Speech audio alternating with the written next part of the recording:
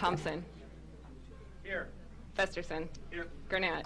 Here. Jerem. Here. Melton. Here. Pauls. Here. Mr. President. Here. Would everyone please stand for the Pledge of Allegiance and remain standing for our invocation, please? I pledge allegiance to the flag of the United States of America and to the republic for which it stands, one nation, under God, indivisible, with liberty and justice for all. If you all have agendas, you might see on your agenda that today our invocation was to be given by Councilmember Rich Pauls, but in light of certain circumstances, especially yesterday, we thought it more appropriate for Councilmember Gurnett to give the invocation today. Councilmember Gurnett. Thank you, Mr. President. Who knew that yesterday we were going to have such a tragedy happen just across the river and wind up in our city shortly thereafter? I'd like to thank my fellow Councilmember Rich Pauls for suggesting to the President that I do what I can to express the feelings and the thoughts that are going through both communities. In my other life, I wore this badge, and the black banner, this badge, usually is worn over above the left breast pocket.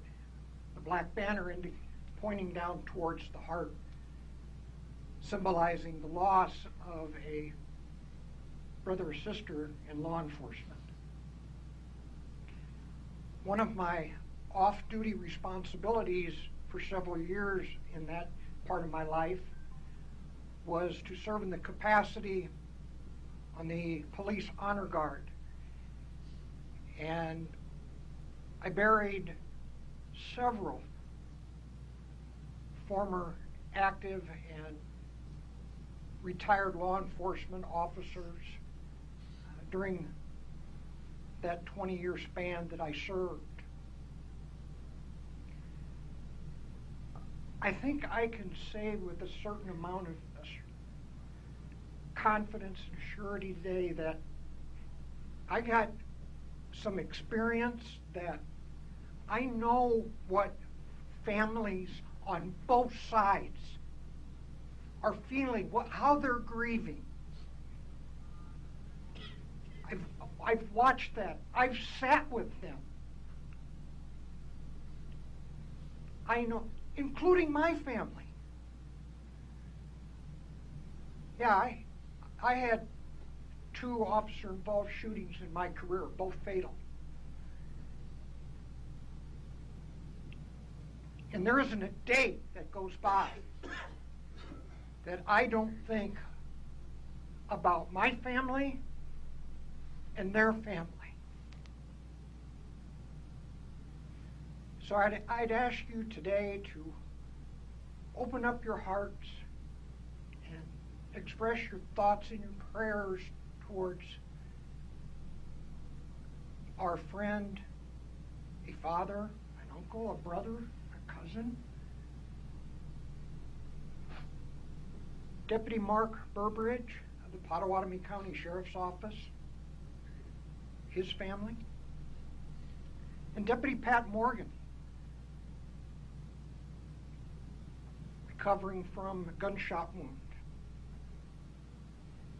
And folks, let's not forget that there were 3 innocent civilians catapulted into this event yesterday. One of them sustaining a gunshot wound to the neck.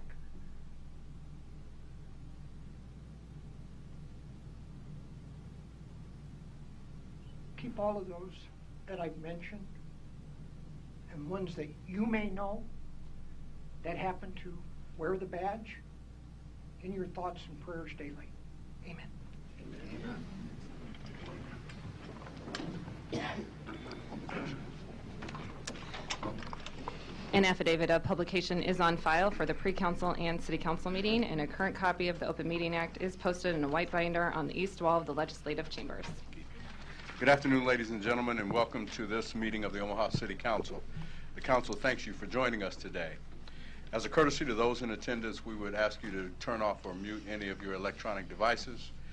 Before we begin the major portion of our agenda today, we have a proclamation that is going to be read by Council Vice President Chris Jerem.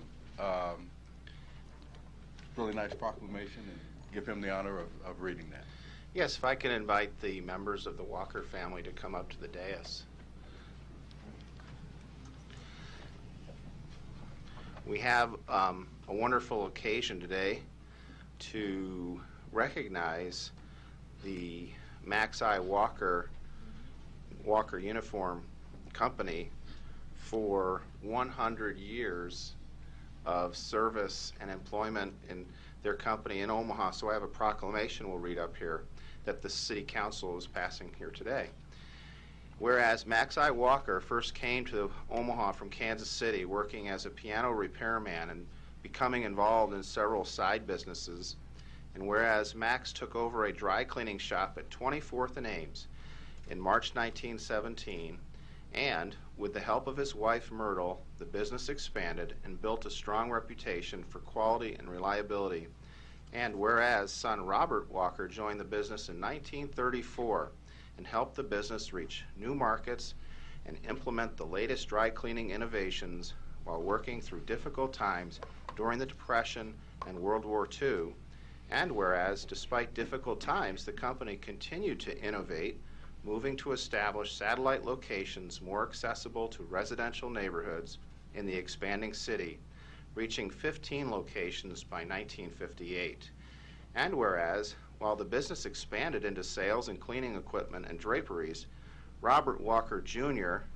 joined the business and helped lead its success during the 1960s and led its expansion into the uniform rental and tuxedo rental businesses in the 1970s.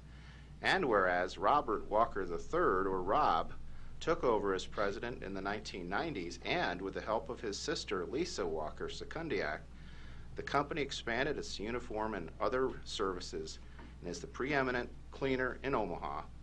And whereas, with the newest Walker generation, Chris, Jordan, and Casey, joining the business, Max I. Walker has embraced technology to stay lead and competitive, positioning itself to grow and succeed as it celebrates its 100th anniversary in business in 2017.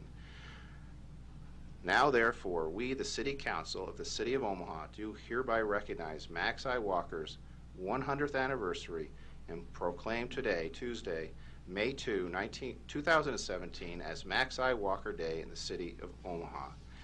Congratulations. I'm sure some council members may want to weigh in, but I'll come out and present this to you, and if you'd like to say a few remarks too, that'd be fine.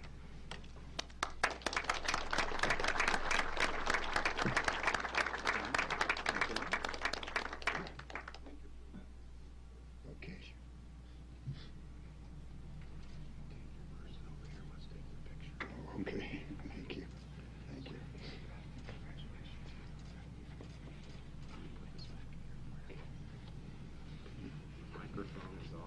All right. Well, thank you very much. It's a real honor to be here and to have you present this award to us. Our grandfather, Max I. Walker, left us a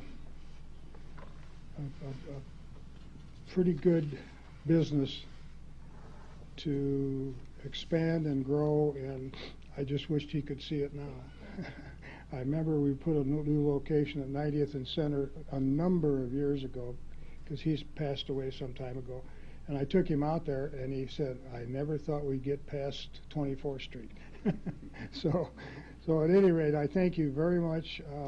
We're a pretty proud family, and he taught us to be honorable and honest and try to treat everybody like we'd like to be treated. Thank you again. And for the rest of us, thanks very much. I think he said it all. We love being in this community. When we bring industry friends to our community, they're very impressed with our city, the way it's laid out, just the energy that it has, and the friendliness that it has. And that's indicative of everybody sitting up here, and we appreciate your service too. So thanks very much today.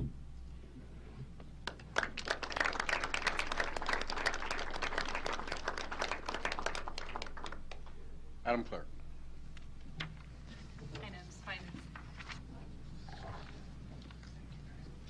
Items 5 and 6 relate to the same project. Item 5, an ordinance to rezone property located southeast of 10th Street and Capitol Avenue from DS and CBD to DS.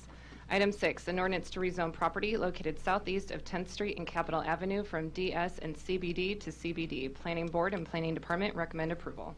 Public hearing on agenda items numbers 5 and 6 are today. Proponents, please.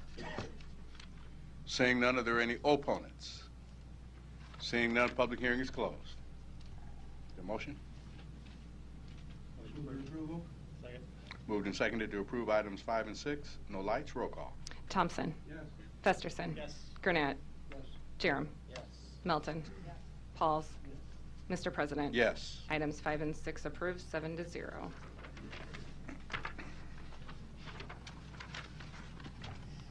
Items 7 and 8 relate to the same project. Item 7, an ordinance to rezone property located at 2010 Vinton Street from GC to R7. Item 8, an ordinance to amend the boundaries of the NCE-C Neighborhood Conservation and Enhancement Overlay District to incorporate property located at 2010 Vinton Street. Planning Board and Planning Department recommend approval. Public hearing on agenda items numbers 7 and 8 are today. Proponents, please. Seeing none, are there any opponents?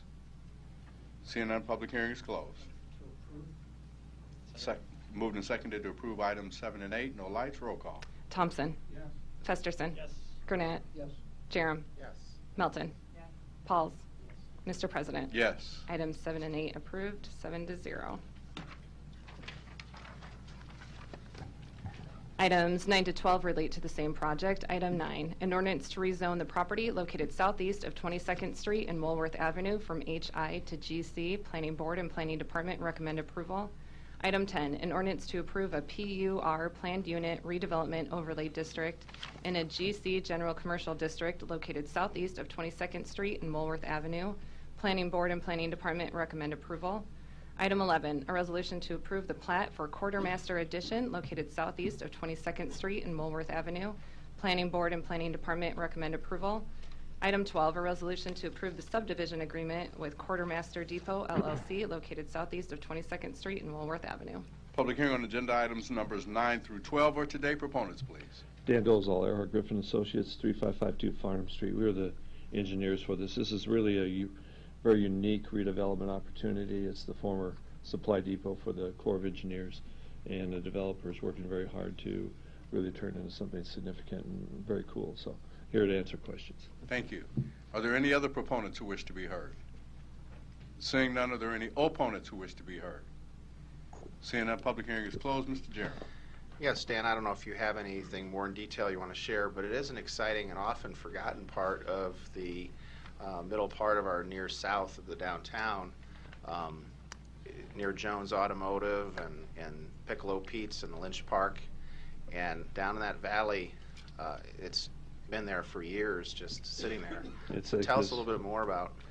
Well, it's like this hidden gem. I mean, you don't really know it's there until you drive past it because it doesn't have a great presence off 20th Street. But it's a series of old buildings built in the 1860s.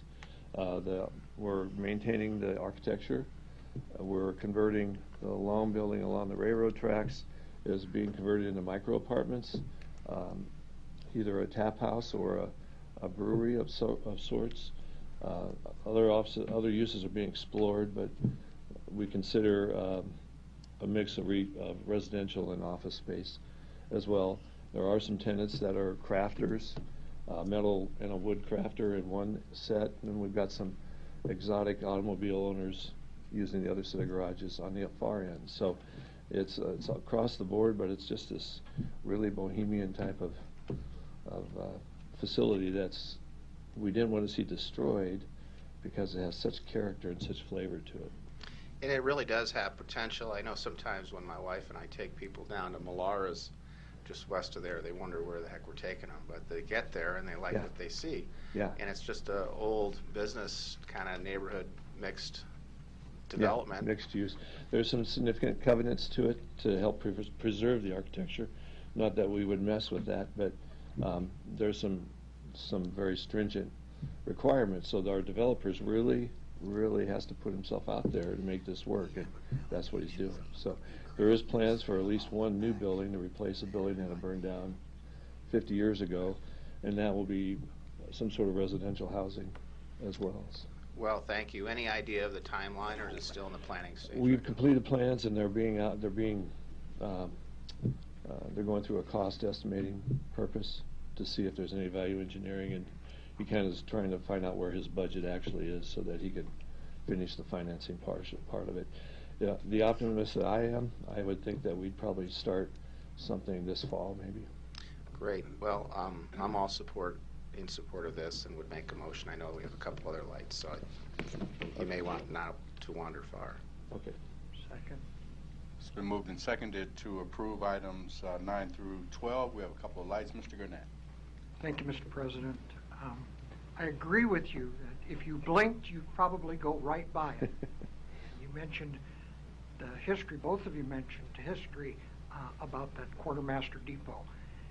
So if the developer is listening, that I think it would to depict that history of that depot on that wall that borders 20th and Woolworth in a mural. Oh, I'll pass that on. That's a good idea. Thank you very much. Mr. Pauls. Thank you, Mr. President. Sometimes when I want to intrigue some of my friends from West Omaha, get them to get on this side of 72nd, I drive around that area and I also go to the restaurant you mentioned and the bar right across the street from there. Josephine's, right. Just checking your knowledge. But anyway, they are so amazed because you just don't expect that. No. And the potential is just one of those things that we need more of those areas to be developed, which I is think going so. to happen. I think this project has a catalyst in that whole area right there to start recreating something that's pretty cool. Neat area. Thank you. I mean, where else could you go and other than a place, and we'll call it South Omaha, and see a mannequin wig collection and then Josephine's? Yeah, there you go. It's been moved and seconded, and we'll get this done quick. Moved and seconded to approve items 9 through 12. No further lights. Roll call. Thompson. Yes. Festerson. Yes. Gurnett. Yes. Jerem. Yes. Melton. Yes. Pauls. Mr. President. Yes. Items 9 to 12 approved, 7-0. Before we move on with the next item, Madam Clerk, we'd like to recognize some of our, we have some guests here from the Ukraine who are sitting in the back there, and we would like to recognize them and thank you for attending our city council meeting today, and hope you gained some valuable information and you'll share it with other folks when you get back. If you would please stand and be recognized.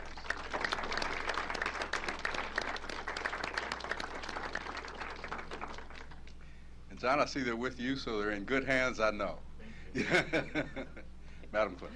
Item 13, an ordinance to rezone the property located at 3902 Harney Street from GC General Commercial District to NBD Neighborhood Business District. Planning Board and Planning Department recommend approval. Public hearing on agenda item number 13 is today. Proponents, please.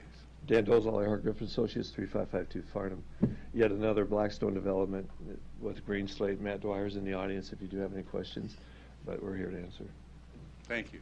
Are there any other proponents who wish to be heard? Yeah, hi, Matt Dwyer, 3814 Farnham. Just here to answer any questions. Appreciate it. Thank you. Are there any other proponents who wish to be heard? Seeing none, are there any opponents who wish to be heard? Seeing none, public hearing is closed. Moved and seconded to approve item 13. No lights. Roll call. Thompson. Yes. Festerson. Yes. Gurnett. Yes. Jerem. Yes. Melton. Pauls. Mr. President. Yes. Item 13 approved, Thanks for 7 your to support. 0. Items 14 and 15 relate to the same project. Item 14, an ordinance to rezone property located northeast of 50th and Dodge Streets from GC to CC.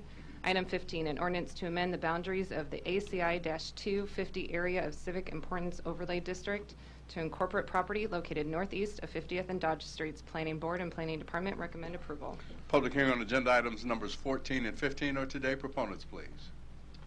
Matt Herzog, Project Advocates, 120 South 31st Avenue. We represent RH Land Management on the project for project management, and then also Film Streams on their site as well. Here to answer any questions. Thank you. Are there any other proponents who wish to be heard? Hi. Hi. Hi, council people. I'm Rachel Jacobson. I'm the executive director of Film Streams. We're at 1340 Mike Fahey Street, and we are proud to be part of this development. Recently acquired the Dundee Theater and the adjacent property to the west, and I'm here to answer any questions. Thank you. Thank you. Are there any other proponents who wish to be heard? Sorry, one more. Amy Lawrenson, Counsel for RH Land Management with Barrett Home, 1700 Farnham Street. Just a little bit of history on this to refresh your recollection. This came about as part of our initial application for waivers. We had requested those waivers, and as part of that, it was recommended to us that we do a rezoning. The zoning that's currently on the property is a bit dated, and we wanted to bring it up to date at the city's request, so that is what's before you today. Thank you. Are there any other proponents who wish to be heard? Seeing none, are there any opponents who wish to be heard? Seeing none, public hearing is closed. Mr. Festerson. Thanks, Mr. President. I thought I'd just take a few minutes to highlight what is a fantastic project at 50th and Dodge, and is the renovation of the old Dundee Theater, which is a big deal to the neighborhood and a big deal to bringing film streams to that location as well. Matt and Rachel were gracious enough to give me a tour through the progress last week. So Matt or Rachel, if you want to just stand up for one more minute, I'll ask you a few questions and you can talk some more about what's happening there. As most people know, this was not a foregone conclusion. There was a lot of concern in the neighborhood about what would happen to this historic theater, and everyone having their own story about going there as a kid and how special it was. And there were inquiries, I can say, that weren't very flattering and would have knocked down the building. So we're very pleased that that did not happen, and that Film Streams is now coming in and raising the money to get this done through the generosity of lots of private donors. So I wanted to give you a chance just to talk more about the time frame, the status of the renovation, and any donors you might want to thank, and also make sure to tell people how they can contribute to the final little amount you need here. Thank you so much, Pete, and I appreciate all the support. I also want to, Councilman Festerson, and I also want to thank Councilman Gray. I have been in his district at our downtown location at 1340 Mike Fahey Street. It'll be 10 years this summer, the Rustock Loft Theater, which is so exciting, and we've had so much support from so many of you, and we're just so grateful for that. This campaign, we launched the quiet phase of the campaign last year, and we are already well on our way to raising it's a total of an $8.3 million goal, and that includes the building donation and the leadership of the Sherwood Foundation in acquiring the property and choosing to donate it to our organization. Our entire board has committed to this. Everyone is very enthusiastic, including our most famous board member, Alexander Payne, who happens to have a brand new movie coming out at the end of this year. So he is really excited about the possibility, and we are doing our best to try to get the theater opened by the end of this year, so that we can open it with his new film called Downsizing that he filmed some of it here. So we're really excited about this project. We're very honored to be the stewards of it. I never imagined that we would, as a little nonprofit cinema, end up running 2 venues. But we really love our community. We do so many partnerships with community organizations. And we had 4,500 school kids bused to the theater downtown this year for education programs. We're seeing 60,000 people a year downtown. We're hoping that we're going to be able to serve, double that when we have 2 venues. So it's going to be really incredible. This space has such an amazing history, and we're so proud to be part of this project. And as I said, we're 85% of the way there, but we're really going to need that additional support. We have about a little less than $1 million left to raise through the public campaign. So please visit our website, filmstreams.org, and consider a contribution. Thank you so much. Great, you bet. You also have a very popular tenant there, right? Kitchen tables coming for the neighborhood, not just for movie patrons, but for those who might want to access it as a restaurant. Yeah, the vision is that we're really going to create a community space, a place for people in the neighborhood to go. There's going to be a little outdoor patio. Our lobby space is going to be shared with kitchen table. And we're also going to have a micro cinema, a little 25-seat theater. So people will be able to come there whether they're coming to the movies or not. We're going to have a little film bookstore there. And then the original theater, it's going to be a similar layout to what you remember when you walk in. It'll be very similar to what you remember. And we've been proud to work with Allie Pointer on the design, and they're great with restoration. So it's been a really fun project, and yeah, very privileged to do it. And the footprint is about half that block, so the rest of the tenants do stay where they are, right? Yeah, that's correct. I can, yeah. Mm-hmm. Yes, the rest of the tenants do stay where they are, and RH is going to do some painting of the exterior facades to clean up the area, and the civil package will clean up a lot of the parking in the back there as well. Mm-hmm. You're taking some of the adventure out of going to the movies, right, by not having to go in the front door off a very narrow sidewalk on Dodge Street, right? You come in for the back. Yeah, the entrance is going to be to the north, which will be really helpful. But Kitchen Table will also have some signage on Dodge Street. We're also excited to beautify Dodge Street a little bit with a new marquee that kind of harkens back to the historical marquee. It's a vertical marquee that I think you've seen before, but yeah, it's exciting. And part of what this does today is it adopts the ACI overlay, which I think will help facilitate all these things too, which I think is very appropriate as well.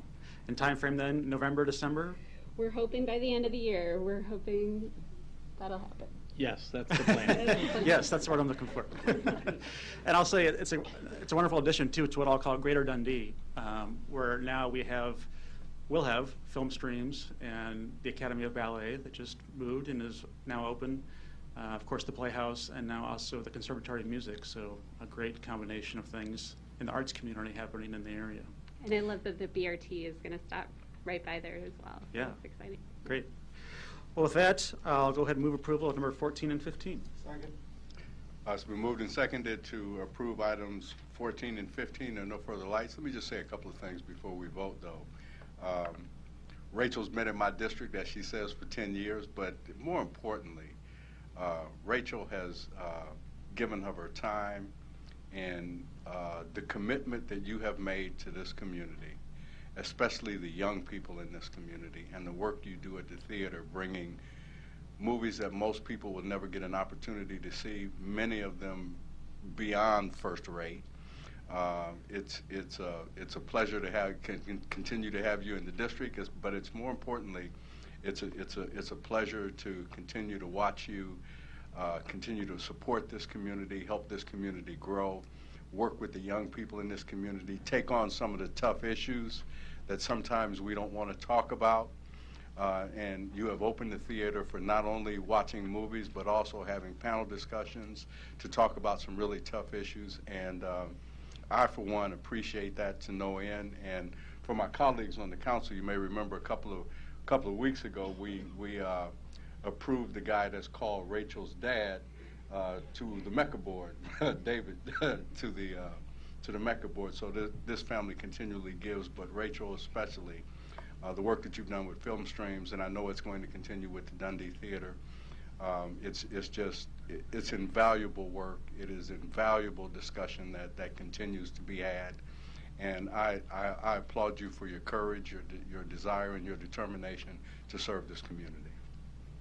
Thank you so much, Councilman. I really appreciate those kind words, and thank you to all of you for your service. Thank you. It's been moved and seconded to approve items 14 and 15.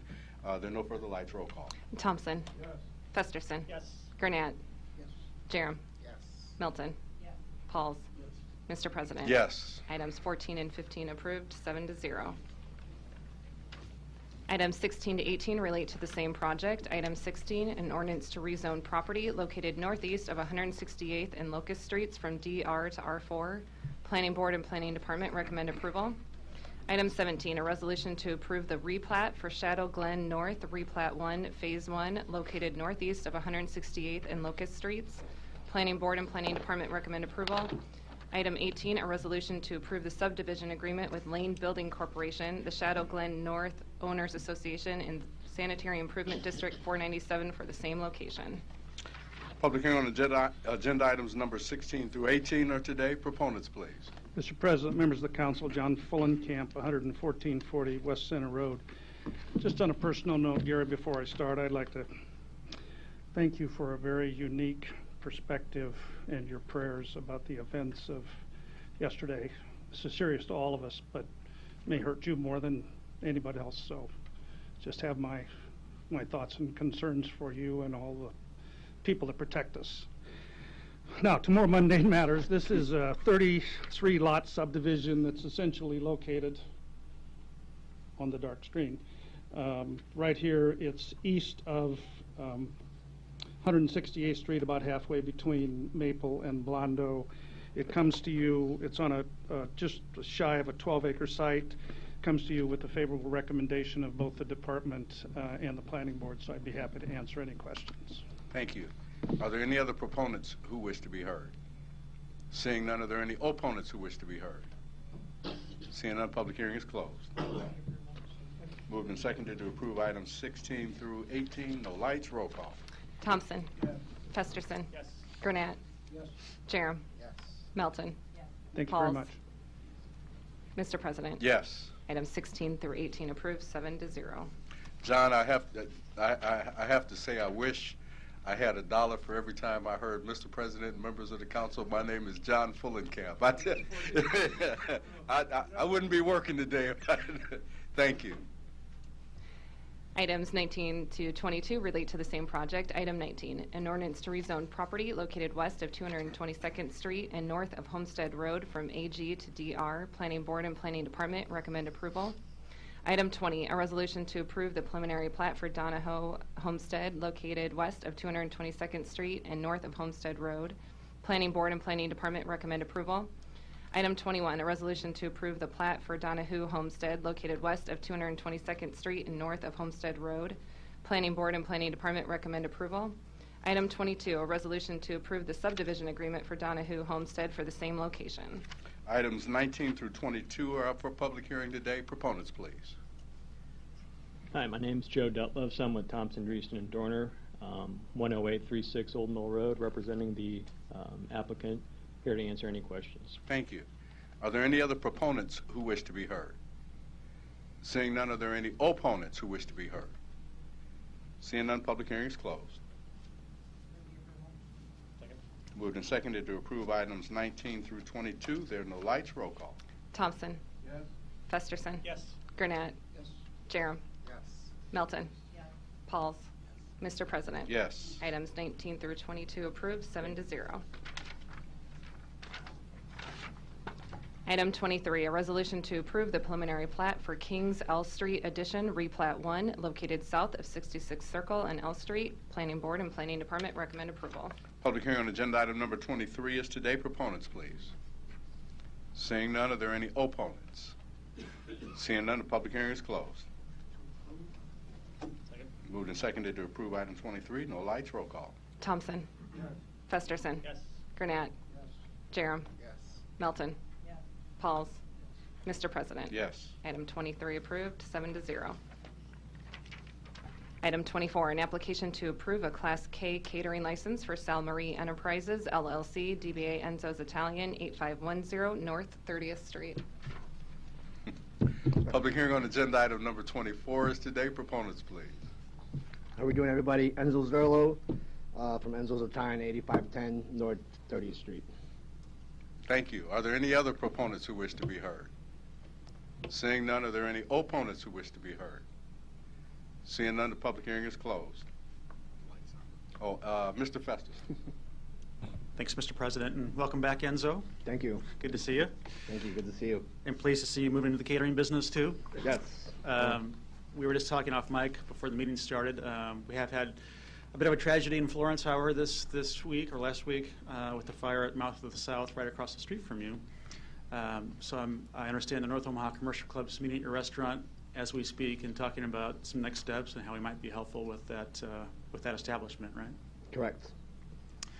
Well, I've reached out to the owner. I know he's just getting back in town, but please let me know what I can do to be helpful. I think your restaurant and his restaurant have infused a lot of new energy into our street and neighborhood business district there, and we want to do all we can to make sure that continues. Appreciate it. Thank you very much. You bet. Thanks. Motion to approve. It's been moved and seconded to approve. Whatever my wife and her group of girlfriends do, that's between them. I don't know what you're talking about. It's been moved and seconded to approve item 24. No further lights. Roll call. Thompson. Yes. Festerson. Yes. Gurnett. Yes. Jerem. Yes. Melton. Pauls. Yes. Mr. President. Yes. Item 24 approved, 7-0. Thank you very much, everybody. Thank you. Item 25, an application to approve a Class C liquor license for the Gatsby LLC, doing business as the Gatsby, 406 South 12th Street, first floor. Public hearing on agenda item number 25 is today. Proponents, please. Good afternoon. Chris Estwick with Fraser Stryker Law Firm, 409 South 17th Street. I'm appearing on behalf of the Gatsby LLC. The two members of the Gatsby LLC are Tony Dorr and Jake Gardner. We're here to answer any questions you have. Thank you. Are there any other proponents who wish to be heard? Yes. Yes. My name is Michael Henry. I live at 555 Riverfront Plaza. I wanted to come here. I've been at Michael's at the Market for 30 years this month, May of this year. 30 years ago, people are probably not aware of it, but Mary Gallagher Gornat and I put together a liquor license because at that time you had to buy another business to move a liquor license. Her and I did it together and we got it approved, so I was the first liquor license that was actually granted in the city of Omaha for many years. You had to buy them and replace them. Anyway, 30 years ago in the old market, I was kind of left on the way corner of this market. There wasn't anything there, and I'm not in the Historical Society area. That's just a joke. But anyway, I also own the diner across the street. And 25 years or so ago, a restaurant was put in this location, and it failed.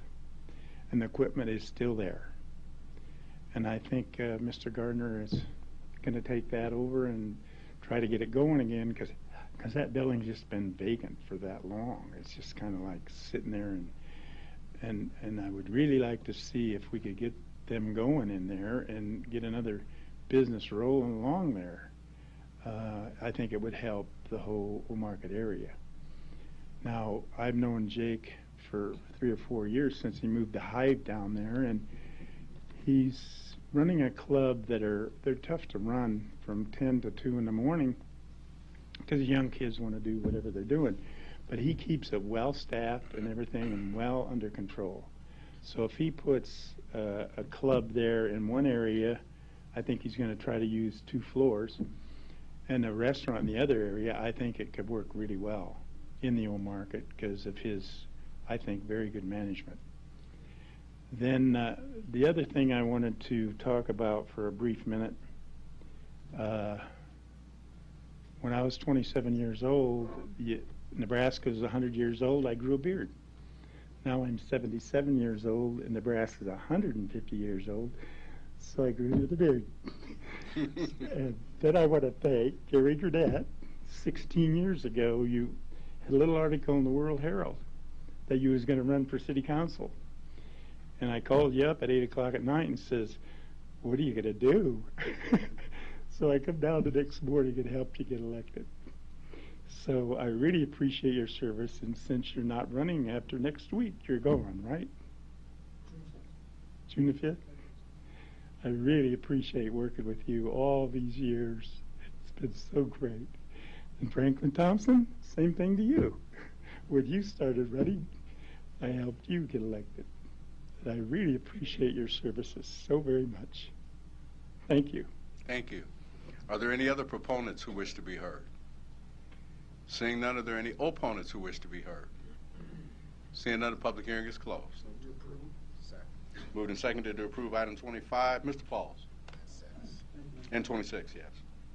Jake, can I have you come forward? Yes, sir.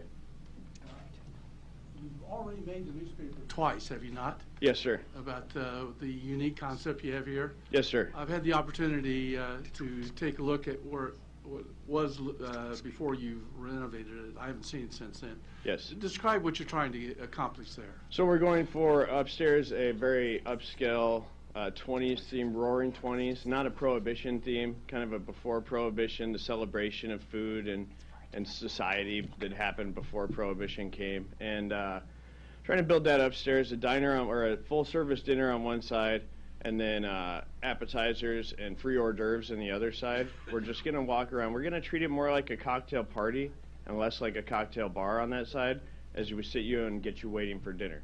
And then downstairs, there's a very unique bar that's built underneath the sidewalk. I don't know if you know much about that building, the National Building on 12th Street, but it pushes all the way to the brick there on the street.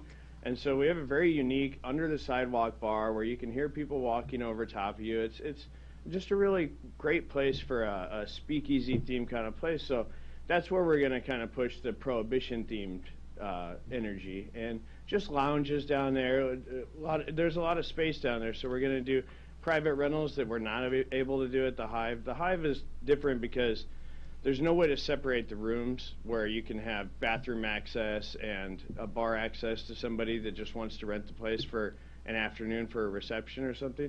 So it's going to give us an opportunity to deal with private parties a lot more in that room and get a lot of energy going on that corner. The way that I made contact with Merle Rambo, the owner of the building, and the people developing it, was that I live over above Michael's, and I walk to the Hive every day for work for the last 4 years, and I see this dark building that looks almost boarded up and makes the entire corner of the neighborhood look almost folded up. And I approached them and asked them if we could uplight that and just plug it into my electricity so I could pay, just because I knew what it would do for the area, just to be uplit, just nothing even going on. And so I finally, after years and years of saving, put my plan together, approached them. They really liked the menu, the plan, everything that we're doing, and gave me the lease. And we're really hoping to make something special of that neighborhood. The synergy that we can create with my other business right next door, where if you pay to go to a concert at the Hive, you get a discount at the Gatsby. If you have dinner at the Gatsby, you get a free concert ticket if there are any left at the Hive. The kind of synergy that we'll be able to create there is really special, and I don't see very many other opportunities for that downtown right now. Mr. Pauls, just briefly, if I can interrupt you just for a second, just yes, to get sir. your name and address for the record. Jacob Gardner, 314 South 11th Street, apartment 301. Thank you. Yeah, thank you again. And Jake, something tells me you take what you're doing pretty seriously, because I do have in front of me your best practices book that you have developed, and yes, I'm going to share this with the law yes, committee. I actually brought a copy for everyone. Okay. Yeah, that'd be good, yes. Something that we may... Jake, you give them to the clerk, please. I think if we look through this, there may be something that we may suggest that other businesses similar to this. So that's why I brought it to you, sir. I at this time in our community, in our city, the nightlife has become a little dangerous. There's shootings down the street a few years ago. There's fights in front of these bars, inside these bars, melee-style fights that I didn't see since I've got out of the Marine Corps. And it became very disturbing to me. And so in order to keep my business above water, to set the standard, I developed this. It's about a 75-page manual, but how to enforce security, behavioral ethics, and fire code. These things that are very elusive to a new amateur professional bar owner. You know, you come into this industry fairly young. You come out of being a bartender, being part of this industry somewhere, and you don't have all the tools that somebody that spent a lot of time in school or that got through a lot of systems and had the experience to put these practices in play, and you wing it on the service, or you succeed on the service side. There's something very dangerous about allowing the place to become chaos just because you don't know what to do with it. I spent 4 years in the Marine Corps, and my job there inside my platoon, outside of just being an infantryman, was I was the anti-terrorism non-commissioned officer. So what I would do is I would come up with systems, brief, and develop systems to keep my Marines safe when we went on to different countries for shore leave. And so these are buddy systems, just protocol that it was very easy to remember, very easy to enforce upon yourself and your buddy, and to watch for. So in that book, you'll see that there, you know, it's just nightlife atmosphere practices. A lot of these are the policies and practices we use at the Hive. They're codes of conduct, ways to maintain better relations with your community police, responses to crime scenes, paperwork on what to fill out there. There's all the links in the back of where to get this paperwork for sexual assault, for crime, how to deal with a crime scene and not disturb it, kind of clear the club out so that the police can do their thing without the chaos that could happen if you let people tromp all over it for even 5 minutes. And then we move on to fire safety.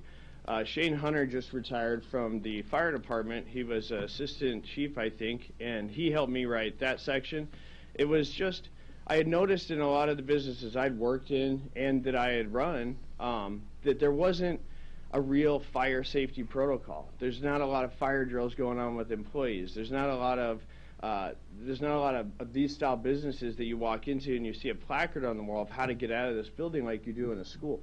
So this here is how to build that placard, where to go get it made. It's very marine proof, we'll call it. And so anyone can apply these practices. And if you guys wanted, I brought them for you so that you could see what you like from them, discard the rest, anything that you want, and take it and as a free publication, not a mandate, but just a best practices. This is how we keep this community safe. This is how we can run this kind of industry without the problems that you're seeing on the news. You know, when I see Mr. Bad on the news banging his fist on a table talking about there's got to be something that can be done, I have it. It's right here. And you may not like parts of it. They're Marine.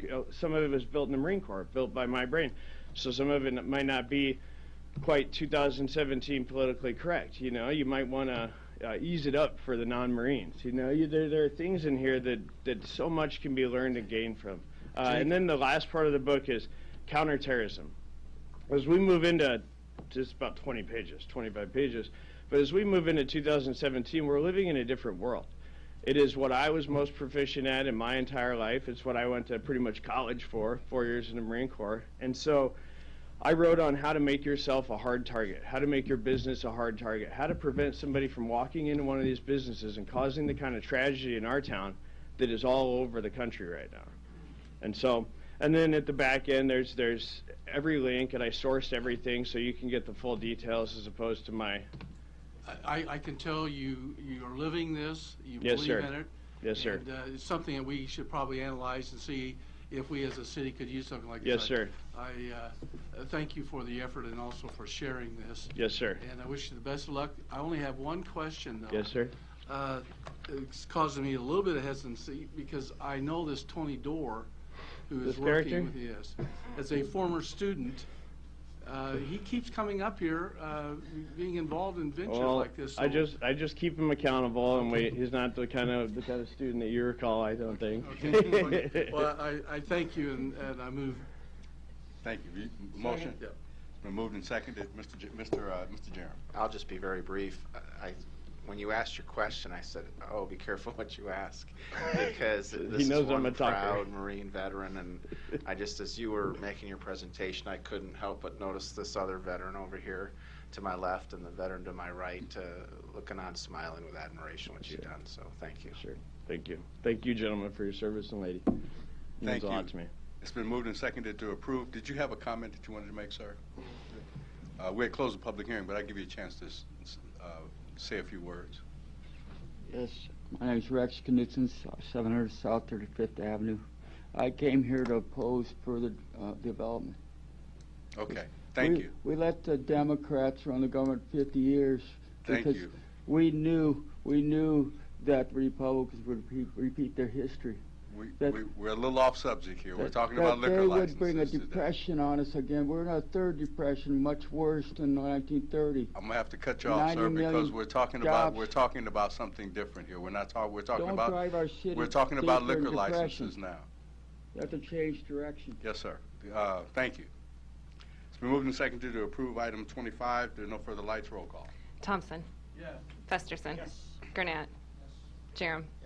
Melton. Pauls. Mr. President. Yes. Item 25 approved, 7-0. Thank you. Item 26, an application to approve a Class C liquor license for the Gatsby LLC, doing business as the Barrel Room, 406 South 12th Street, lower level. Public hearing on agenda item number 26 is today. Proponents, please.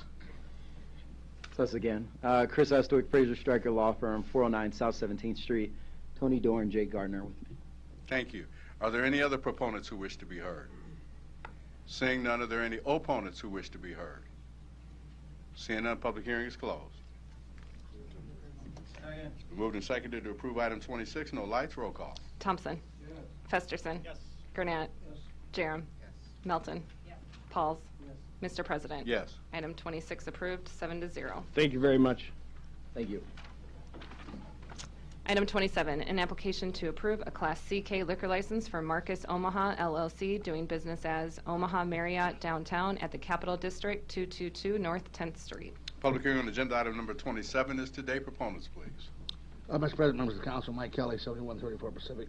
Appearing here with Steve Hilton from Marriott. This, of course, is a very exciting development downtown with the new at the new Capitol District, across from CenturyLink. So, Steve is here if we have any questions. Thank you. Are there any other proponents who wish to be heard? Seeing none, are there any opponents who wish to be heard? Seeing none, public hearing is closed. Moved and seconded to approve item 27. No lights. Roll call. Thompson. Yes. Festerson. Yes. Gurnett. Yes. Jerem. Yes. Melton. Yes. Pauls. Yes. Mr. President. Yes. Item 27 approved, 7-0. Item 28, an application to approve a Class CK liquor license for Proof LLC, doing business as Proof Whiskey Bar and Craft Cocktails, 120 South 31st Avenue, Suite 5105. Public hearing on agenda item number 28 is today. Proponents, please. Kyron O'Brien, 13974 Hickory Circle. Joel Lavelle, 2622 North 165th Avenue. Thank you. Are there any other proponents who wish to be heard? Seeing none, are there any opponents who wish to be heard? Seeing none, public hearing is closed. Moved and seconded to approve item 28. No lights. Roll call. Thompson. Yes. Festerson. Yes. Gurnett. Yes. Jerem. Yes. Melton. Yes. Pauls. Yes. Mr. President. Yes. Item 28 approved, 7-0. Thank you. Thank you. Item 29, an application to approve a Class D package liquor license for R&R Place LLC, doing business as R&R Place, 4016 North 24th Street. Public hearing on agenda item number 29 is today. Proponents, please. Lenore Rush, 4711 North 29th Street. Thank you. Are there any other proponents who wish to be heard? Seeing none, are there any opponents who wish to be heard? Seeing none, the public hearing is closed. Hi, Lenore. It's been moved and seconded to approve item 29. No lights. Roll call. Thompson. Yes. Festerson. Yes. Gurnett. Yes. Jerem. Yes. Melton. Yes. Pauls. Mr. President. Yes. Item 29 approved, 7-0. Thank you. Item 30, a request to approve a manager application for Joshua A. Houston for Exarban Hospitality, Inc., doing business as Marriott Courtyard, 1625 South 67th Street, for their Class C liquor license. Public hearing on agenda item number 30 is today. Proponents, please. Again, Mr. President, Mike Kelly, 7134 Pacific. Appearing here with Joshua. This is obviously out in the Exarban Village area. He's applying for manager. We're here for any questions. Thank you. Are there any other proponents who wish to be heard? Seeing none, are there any opponents who wish to be heard? Seeing none, public hearing is closed. Moved and seconded to approve item 30. There are no lights. Roll call. Thompson. Yes. Festerson. Yes. Gurnett. Yes. Jerem. Yes. Melton. Yes. Pauls. Mr. President. Yes. Item 30 approved, 7-0. Consent agenda. Any member of the City Council may cause any item placed on the consent agenda to be removed. Items removed from the consent agenda shall be taken up by the City Council immediately following the consent agenda in the order in which they were removed unless otherwise provided by the City Council Rules of Order. The public hearings on agenda items numbers 31 through 34 were held on April 25th, 2017. Second. Moved and seconded to approve items 31 through 34. No lights. Roll call. Thompson. Yes. Festerson. Yes. Gurnett. Yes. Jerem. Yes. Melton. Yes. Pauls. Mr. President. Yes. Items 31 through 34 approved, 7-0. The public hearing on agenda items numbers 35 through 53 are today. If you wish to address the City Council regarding these items, please come to the microphone, indicate the agenda item number you wish to address, identify yourself by your name, your address, who you represent, and if you are a proponent or an opponent.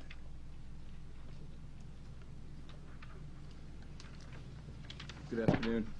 William Thiessen, 200 South 31st Avenue. I'm a proponent to a motion that you have on your agenda today. Thank you. Are there any other, is anyone else with, which item was that now? 52. 52, okay. Thank you. Are there any other, does anyone else wish to speak? Public hearing is closed. Ms. Melton? Thank you, and actually I was going to ask if we could take 52 off, but we don't have to do that. I just wanted to thank Mr. Thiessen for all of your work that you've done, because you just came off the MECA board. 11 o'clock this morning. Right, and now you're going to jump right on within, what, a few hours Yeah. to go to the airport I get authority. briefed next week, and my first meeting will be on the 16th. I was on MECA for 5 years and was never late and never missed one meeting. And all my committee work done on time. Well, I want to thank you for your continued efforts on behalf of our city and your willingness to continue to help out and help our city grow. I appreciate that. Thank you very much. You're welcome. Yes, Mr. Jerem. And I would just say you're coming on to the airport board at an exciting time with the expansion that's going on, and I'm sure you'll be naming the new Thiessen terminal to the south before you're finished. Well, I was on in the early 80s for 6 years and the early 90s for 4.5 years, so I've got over 10 years experience, and so I would hope that that's why I was picked. Thank you. For council members, I think we have to remove items 40, 41, and 48 from our consent agenda. So the motion would have to be to exclude those and vote on the rest. So moved. Second. Moved and seconded to approve all of the items with the exceptions of 40, 41, and 48. Roll call. Thompson. Yes. Festerson. Yes. Gurnett. Yes. Jerem. Yes. Melton. Yes. Pauls. Mr. President. Yes. Items 35 through 53 approved, 7-0. Now we have to do another It'd be a motion to withdraw items 40, 41, and 48. So moved. Second. Moved and seconded to approve to withdraw items 40, 41, 48. No lights. Roll call. Thompson. Yes. Festerson. Yes. Gurnett. Yes. Jerem. Yes. Melton. Yes. Pauls. Mr. President. Yes. Motion approved to withdraw items 40, 41, and 48, 7-0.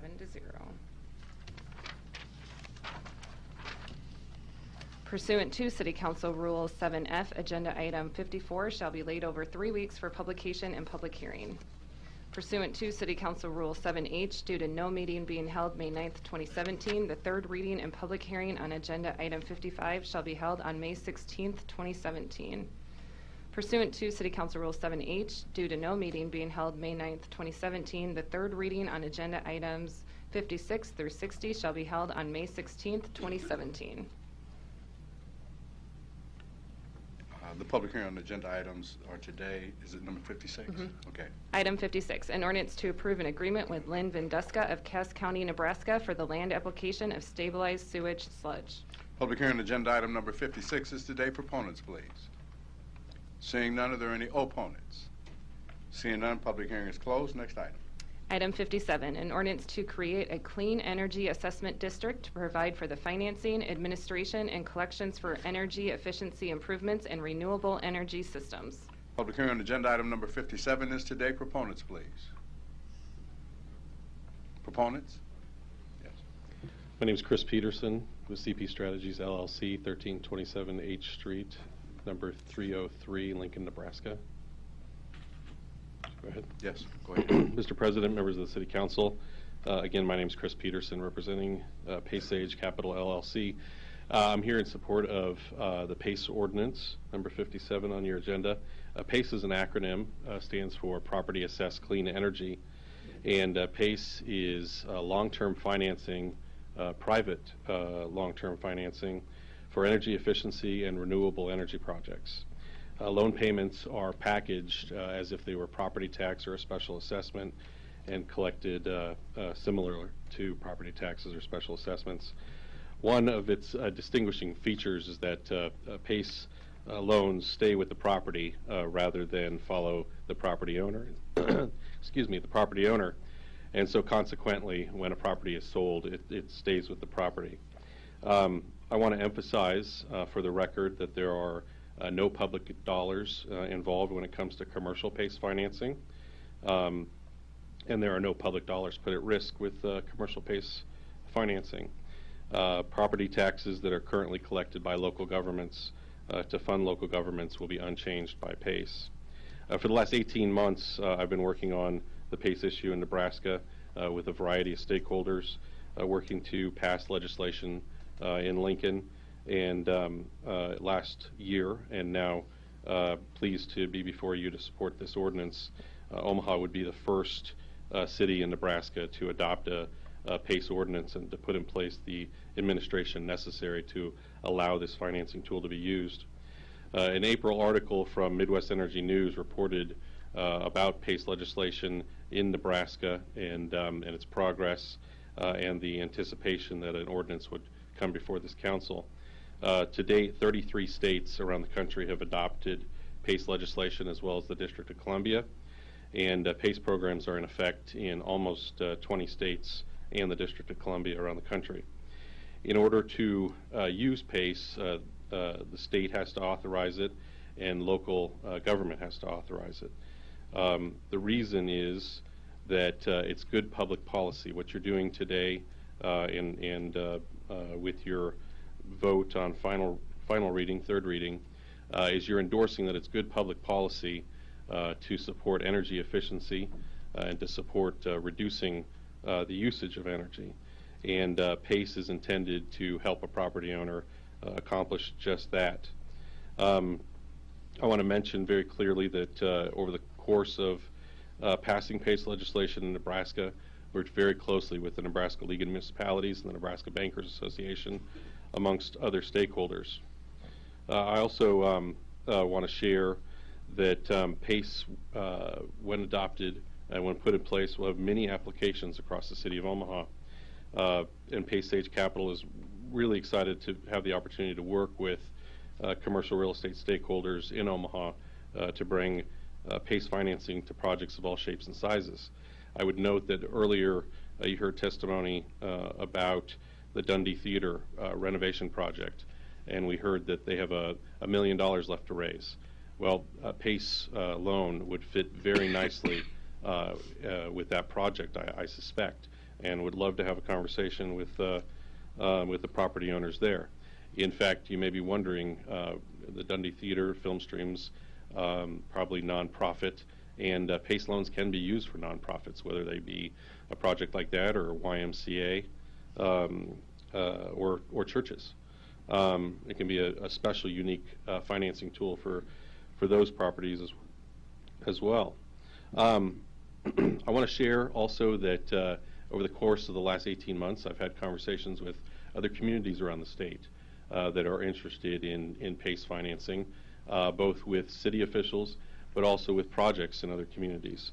And they're very much anxious and looking to Omaha's lead on this because once a city has adopted an ordinance and put in place a PACE program, other cities will then have the option to put in place their own PACE program and administration, or to ask to join with your program in an interlocal agreement. And the advantages there are critically important because it would be much better in the state of Nebraska, a state of our size, to have only a handful of different kinds of PACE programs with different applications, maybe nuanced rules, versus having 10 or 20 or 75 PACE programs across the state. And so we're very hopeful that other cities will be at your doorstep in the weeks and months ahead, asking to join you in the administration of your program. I want to share with the council that last week the legislature passed and the governor signed LB 625. And the reason I want to bring that to your attention is because it amends Nebraska's PACE law, adds a few more features. After the passage of the PACE Act in 2016, conversations continue with stakeholders about the PACE Act and implementing it in Nebraska. And during the course of those conversations, there were some suggested changes or amendments, improvements that came about, including some suggested changes that came through the legislature's Climate Change Task Force.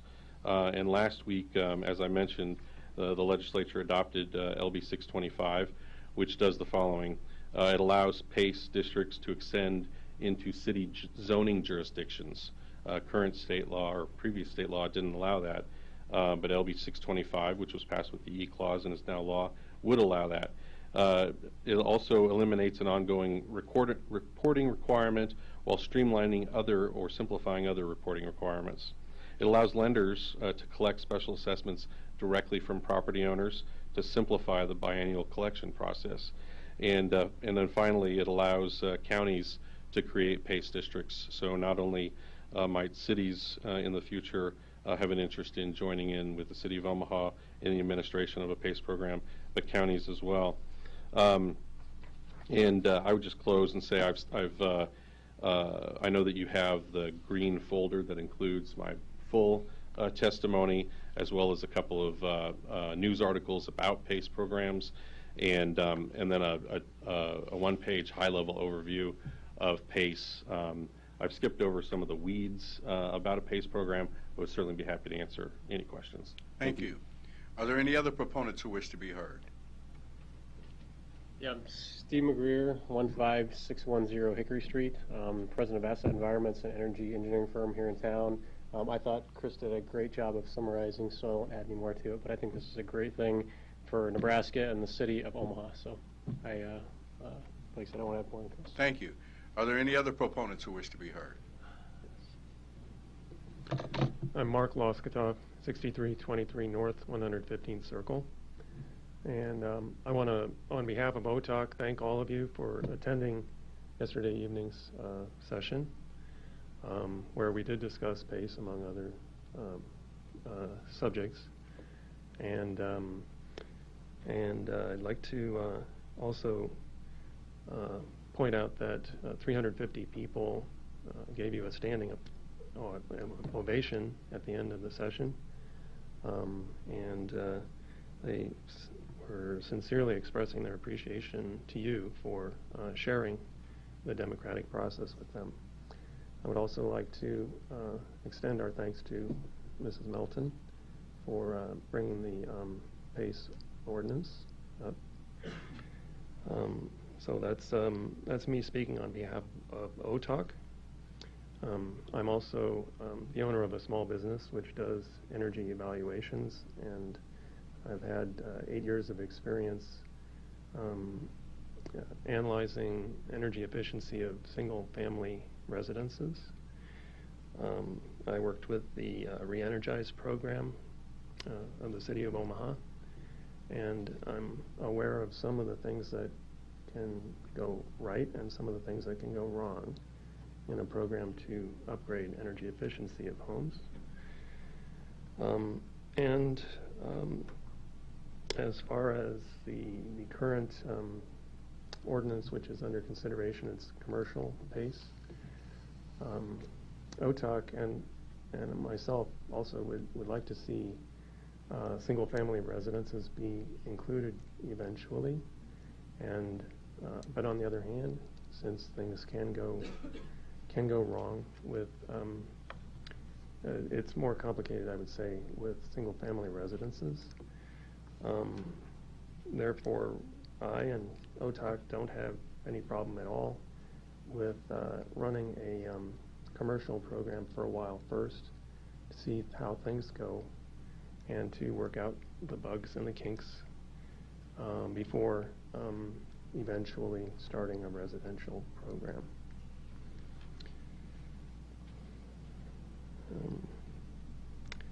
I believe that's all I have for you. Thank you. Thank you. Are there any other proponents who wish to be heard?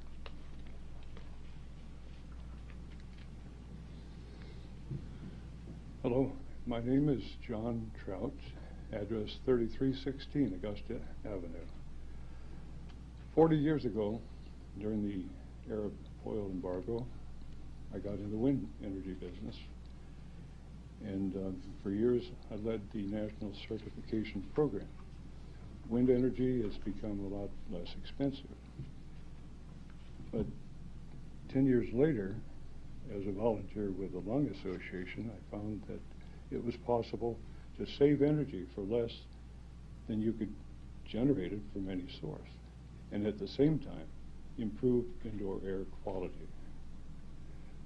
At the very first house, there was an 8-year-old boy with severe allergies, living in a leaky house. And we just wanted to figure out if we could help. Well, we tightened up the house and we brought in air through a filter.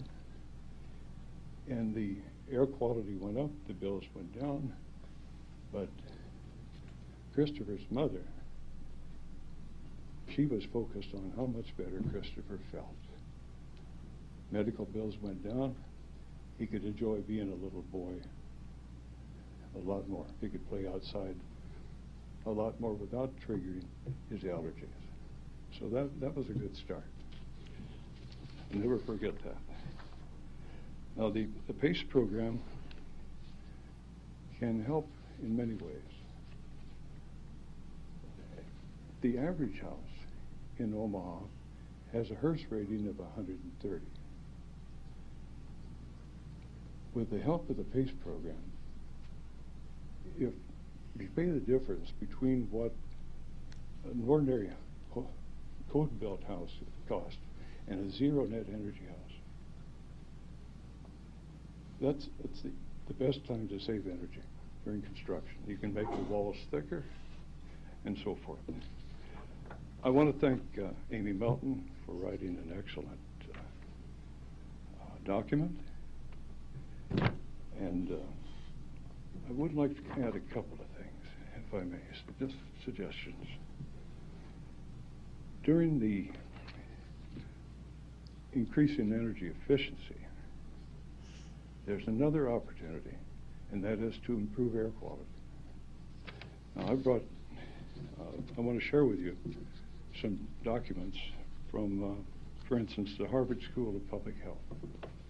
And they say that if we filter the air coming in and we control the ventilation so that the CO2 goes down, the VOC chemicals go down, and the oxygen level goes up, and so forth, it not only helps people to be healthier, it improves productivity. Now, in dealing with commercial offices, the Harvard School of Public Health says that the cognitive functions, taking an office that meets all the requirements for the national ventilation standards, you could still improve it by increasing ventilation. And what they said was, from there, and I'll share it with you, so you know I'm not just making this up. The productivity of an average office worker in the United States would increase with a value of somewhere between $4,000 and $6,000. That's their estimate. And the cost of increasing the ventilation, again, their figures, less than $40. Not a bad deal. I've got some other articles. There's a couple of other problems that you might want to look at. The U.S., that is, energy may be relatively cheap now, but you might be wondering, what do they cost 5 years, 10 years, 20 years? I don't know.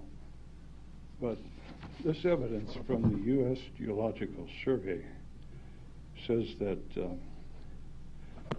one of the reasons coal costs have gone from about $10 to $25 a ton in recent years is that the coal seams are getting thinner and deeper, cost more to excavate.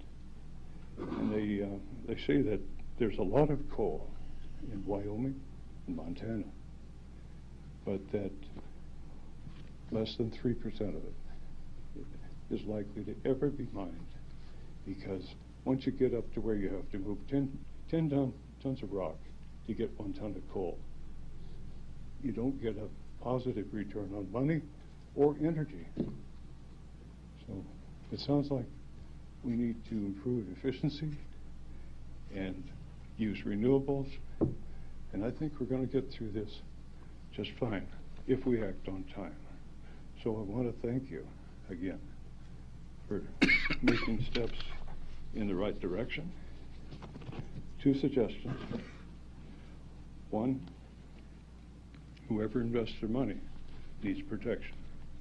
I've seen a lot of cheating in the Re-Energize program, for instance, where they promise big savings and they deliver small savings and worse air quality.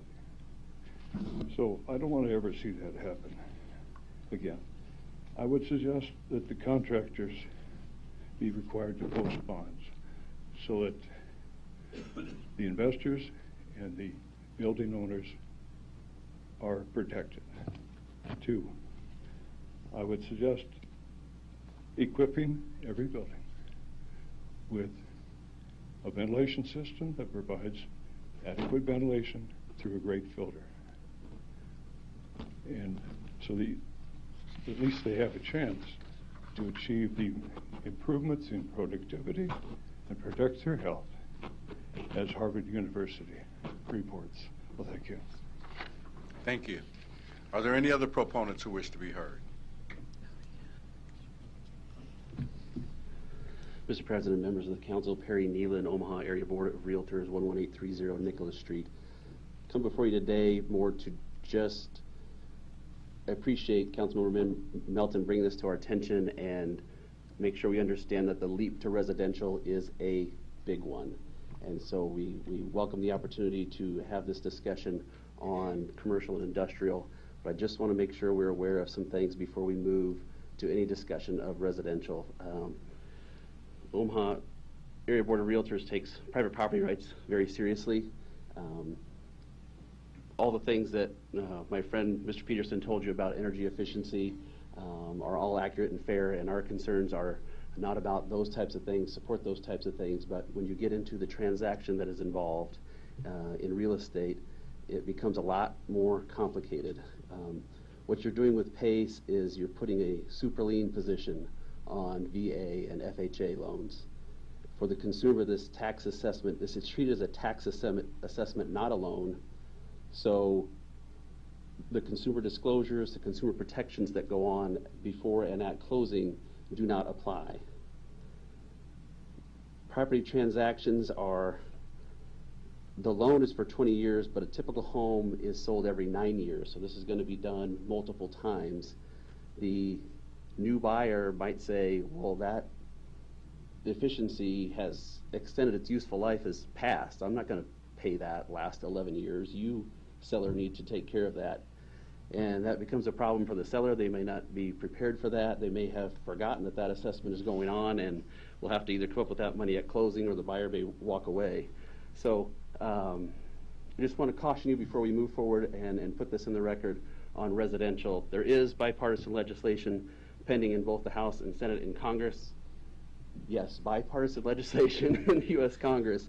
And the National Association of Realtors is working with Department of Energy, HUD, and FHA, and have sent letters and joint letters along with our other friends in the bankers community, appraisal community, and things, just to make sure we understand that PACE is a good program, but there's a lot of things that need to be worked out on the residential side. Thank you. Thank you. Are there any other proponents who wish to be heard? Seeing none, are there any opponents who wish to be heard? Seeing none, public hearing is closed. Next item.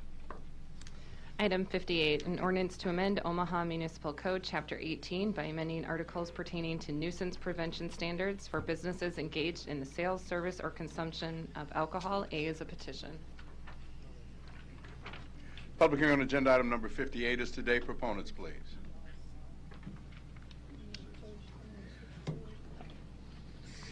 Sindana Teft, 7447 Farnham Street.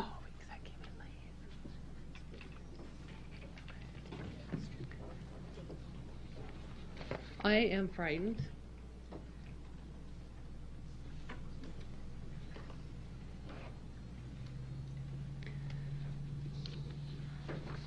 I spent the last weekend writing up something that I really wanted to talk to you about today. And as of yesterday afternoon, it's kind of a moot point in a way. I am in favor of Mr. Jerem's amendment, and I appreciate very much him bringing that forward.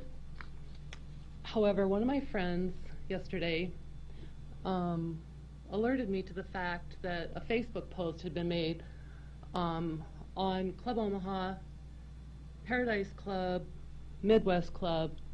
My picture was on it. I feel threatened, and I am very fearful.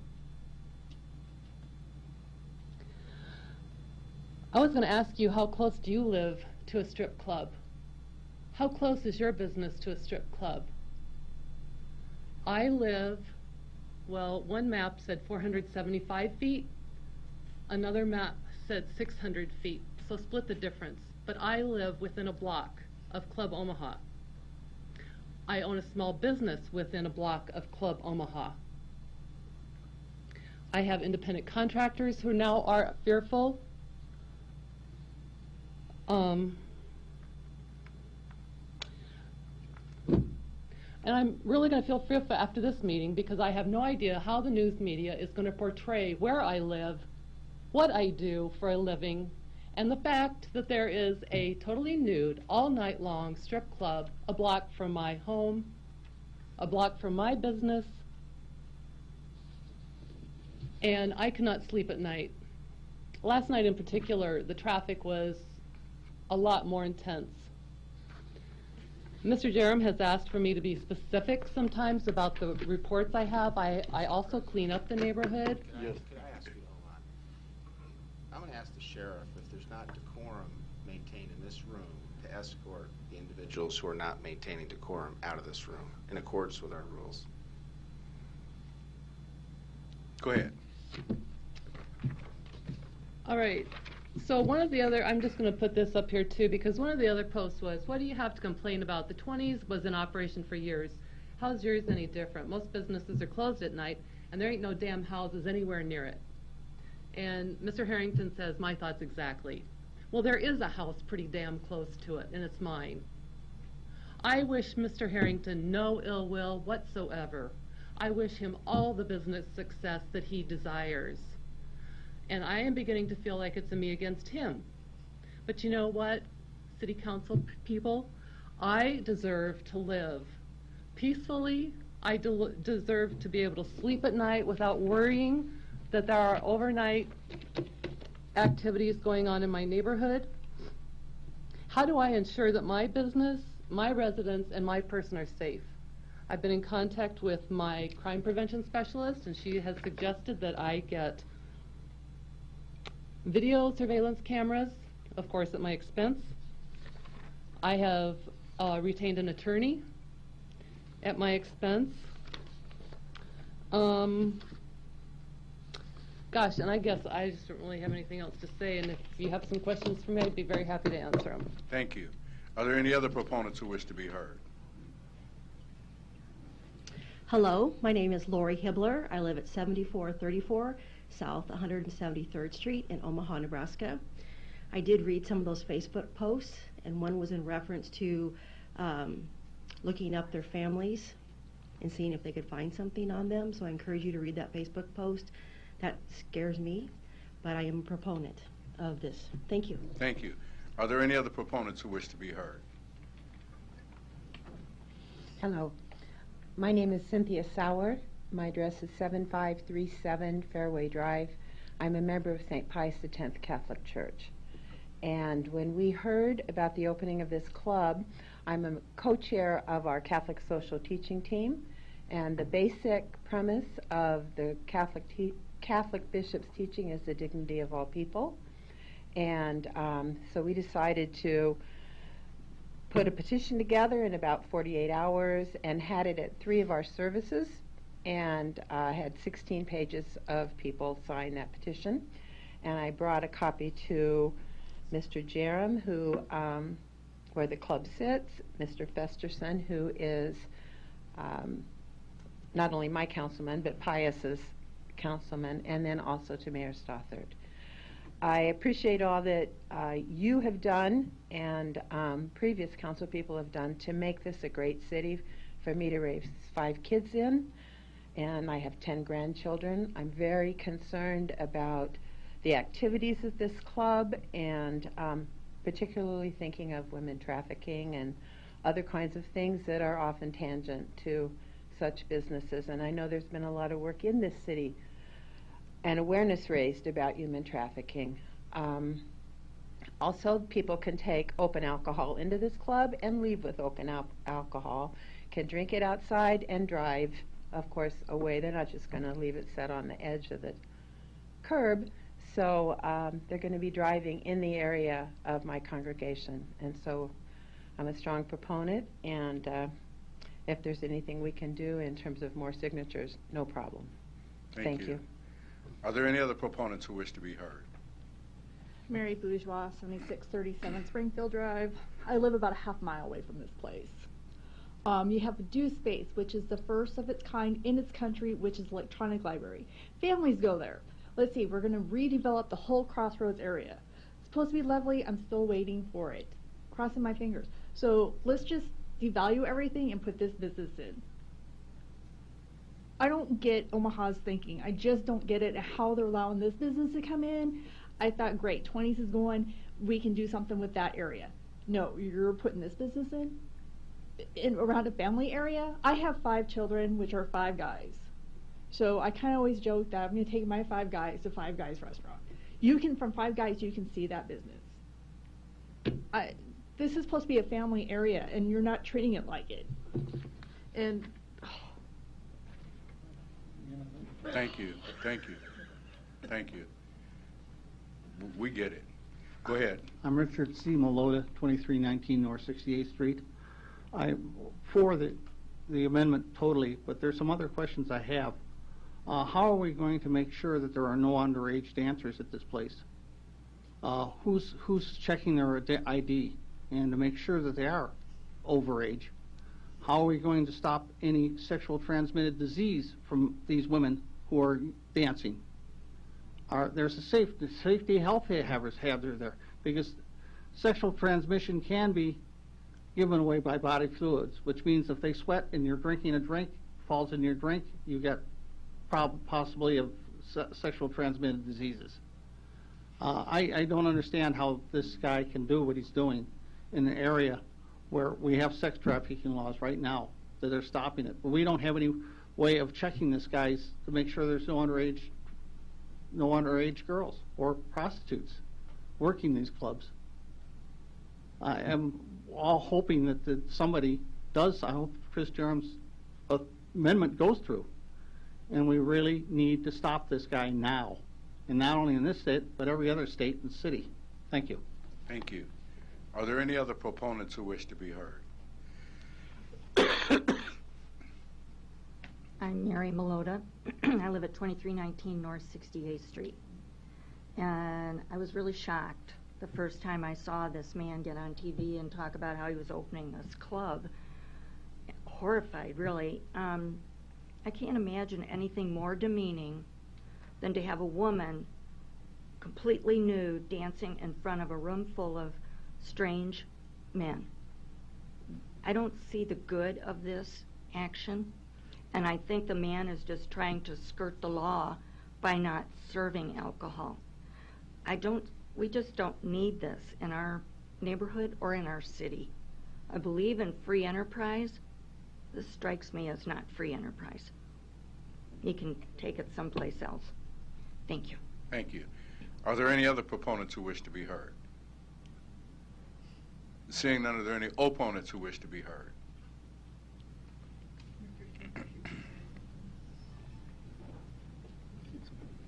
Hi, my name is Shane Harrington, 7301 Farnham Street. I am the owner that these people are very nice to say good things about me.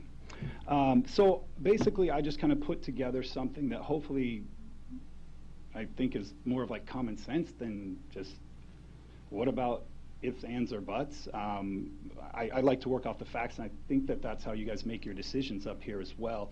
And the facts are pretty clear. We've been doing this for years. We've never had any citations, violations, any problems, any underage girls, any sex trafficking, any prostitution. It's because we actually run this as a legitimate business. The people are treated and expected to run it the same as if they worked for anybody's company. That's how I've opened 4 clubs so quickly. It's because we actually do it right, we follow the law, and we help these girls. We get them life insurance, we get them health insurance, we help them get their kids back. We don't run it the way everyone else did. The reason I jumped in this business is I have a 20-year-old daughter, and I thought, all these morons running these strip clubs, they're hooking the girls on drugs, alcohol, they are prostituting them.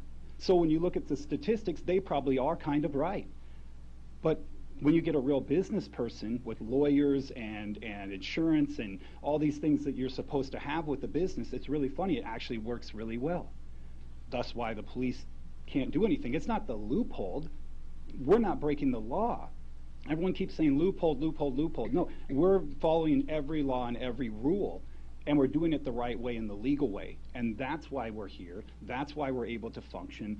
That's why we're able to be profitable. We don't have to do illegal activities because we have a great business plan that works. It works for the girls. It works for the members. It works for security. It works for me. And you've heard from, and I'm trying to not be rude, but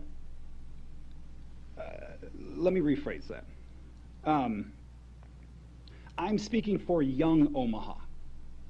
Young Omaha wants something to do. They need something to do, or 2,000 people wouldn't have signed up for my club in less than 6 weeks. And to correct one of the things someone said, these ladies are getting naked, but not for men. 35% of our customers, our members, are women. Couples that come in there holding hands. Couples that look like you and you and you and you and you and you. They're not these drug dealers, pimps, stuff like that. People have seen too many movies. They're real people. They're probably people you're friends with. I bet if you looked at our membership list, each one of you would know one person on our membership list. You might even like them, respect them. They might even go to your church. And that's the thing that people are forgetting. They think, oh, it's a strip club, like we're like some piece of trash, and we are not abided the same laws and rules and treated the same way. But obviously we're not. Chris has made that very clear to the news, you know, that we're like this disease. But how can we be a disease? We're a legal business. We're following the law. I mean, it is free enterprise. I thought that's kind of what the Constitution was about, and how we're able to open businesses and make money and invest. Just because you don't like what I do, I don't like what you do, I wouldn't want to be your job. That wouldn't be for me. I would be absolutely miserable. So, but I'm not going to judge you on that. I'm not going to say you're a bad person because of that. So I'll read my my statement. I just wanted to go over those few things. As for one last question, Cindy had talked about being concerned about cameras. Club Omaha will pay for your camera system, so just if you put it in, you know, we'll pay for it just so that you know that you're safe, if that helps you. And I'm being 100% honest. So here I got 10 minutes, right? Is that my limit? Correct? We'd like for you to wrap up when you can. Okay, okay. Please. Your whole statement can be introduced. Yeah, your whole Okay, statement. yeah, I'd like to read it out loud, though. I think that maybe somebody might grab something out of it, hopefully. So, dear City Council, I'm here today to present opposition to the proposed nuisance ordinance, as well as protest false statements made by City Council Vice President Chris Jerem to the Nebraska public on KETV News on March 28th. And this information Mr. Jerem has provided to the general public based on his devout Christian beliefs and close affiliation with his longtime legal and liquor law attorney, Michael Kelly, and liquor law license applicants, bars, and other entities that sell alcohol in the city of Omaha. Due to Mr. Jerem's close affiliation with the liquor applicant attorney and lobbyist Michael Kelly, his affiliation with Holy Cross Catholic Church, and failure to acknowledge and abide by the laws of the City of Omaha and the State of Nebraska, I request that Mr. Jerem recuse himself from voting on this matter and requesting that he submit a voluntary gag order regarding Club Omaha. I have already submitted the request in writing. We sent that over in an email. Did you receive that, sir? I haven't. You have not? Okay. In the broadcast Tuesday, March 28th, Mr. Jerem said, referring to Club Omaha, that this is not a business we want to be open. He also told KETV reporter Chris Chindon that Shane Harrington needed a liquor license to operate. This is in direct contrast of statements made by the mayor and the city attorney's office of Omaha and the laws of the city of Omaha and state of Nebraska. Omaha Mayor Gene Stewart told Omaha World Herald that because Club Omaha is private, we are limited to how we can intervene if we can at all. As of right now, we can't. In the same article, Omaha City Attorney Paul Kratz stated, at this point, there does not appear to be anything that we can do. We also received emails from the Assistant City Attorney stating that what we were doing was legal and that we did not need a liquor license to operate the way we were. In October of 2016, the City Attorney's Office wrote the following response.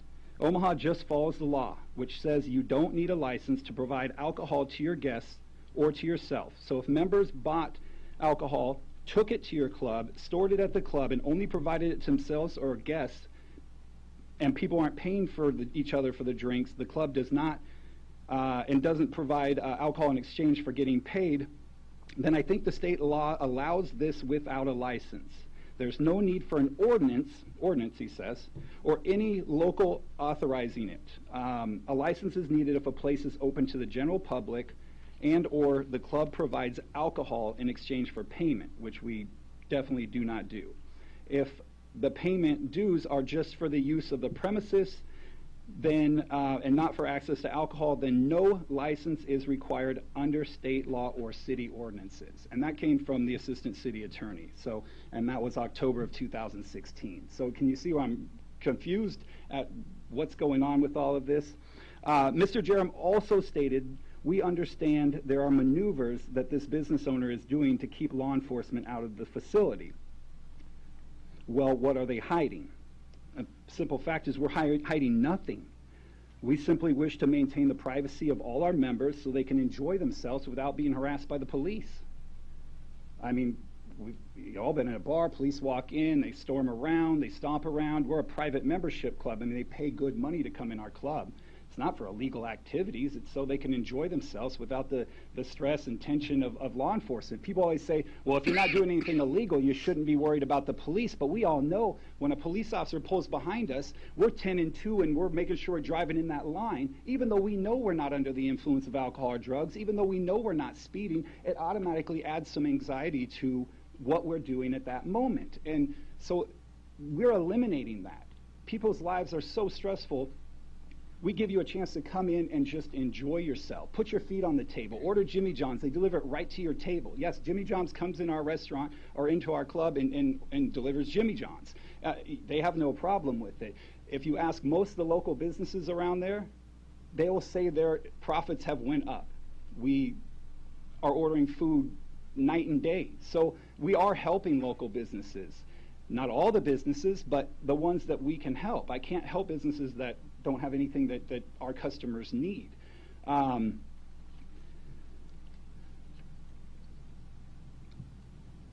enforcement of Nebraska is notorious for violating civil rights of the citizens and abusing their power under the color of law. They have violated my own civil rights, those of my family, and my friends my entire life because they don't approve of my profession and lifestyle. Law enforcement are permitted to enter Club Omaha as long as they sign a waiver indicating they are entering the club for entertainment purposes only rather than to conduct surveillance or harass our members. Otherwise, law enforcement need a search warrant to enter our property as you would for any private residence or private property or private anything in the city of Omaha. Our club provides legal and safe environment for people to meet and enjoy adult entertainment rather than go on to the internet or the streets or hire prostitutes where illegal activity does take place. People's lives are in danger and it's a burden to law enforcement. I've operated 4 clubs in Nebraska. I have over 12,000 current members. I've had over 200 dancers in the past 2 years. No one has received a ticket or even a warning for engaging in illegal activity. As As of now, 2,000 residents of the Omaha metropolitan area has joined my club during the first 5 weeks. So it's clear that there is a demand for this entertainment.